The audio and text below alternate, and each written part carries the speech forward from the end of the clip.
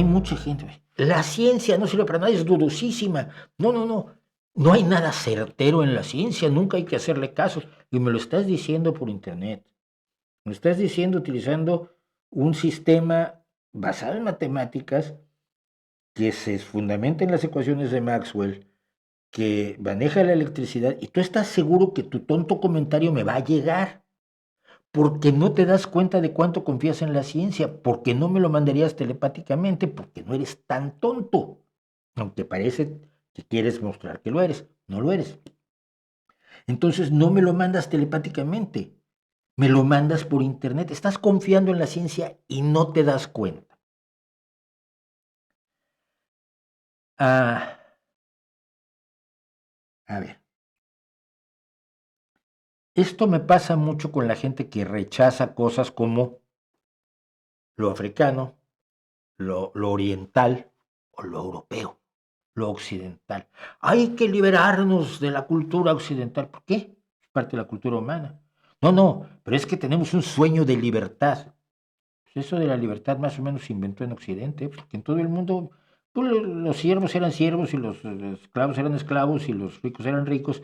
Las élites mandaban, tú te callabas y punto. Y tú te callabas porque lo más probable es que todos ustedes que me ven, y sin duda yo, que desciendo de labradores, mi bisabuelo, en su, en su fe de bautismo, se profesión de oficio labrador. Es decir, era un agricultor español que tenía sus amos y sus reyes y sus condes y sus vizcondes y sus marqueses y te jodes y no te mueves de allí nunca.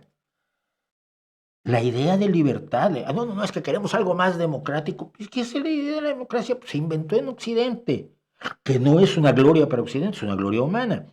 Accidentalmente se desarrolló en Grecia y una serie de circunstancias que no son culpa ni responsabilidad de nadie hicieron que estallara en la Revolución Francesa y primero en la Revolución Industrial y luego en la Revolución Científica, después en la Revolución Francesa y la Ilustración, y después llegamos a donde estamos hoy, donde hemos echado a los reyes de sus puestos y donde ya no nos mandan. Pero todo eso se inventó en Europa, lo siento. Entonces Europa es superior. No, como China no es superior por inventar la brújula. Simple y sencillamente es un accidente, pero es un patrimonio de toda la humanidad. Tú no puedes estar pidiendo democracia sin Occidente, ni puedes estar pidiendo libertad sin Occidente, porque todas esas ideas salieron aquí, ¿no? ¿Cómo puedes pedir que haya cacería sin África? Y no resulta que nuestros ancestros aprendieron a cazar allí, quieres cazar sin ninguno de los antecedentes africanos, pues no vas a cazar ni un ratón, ¿no?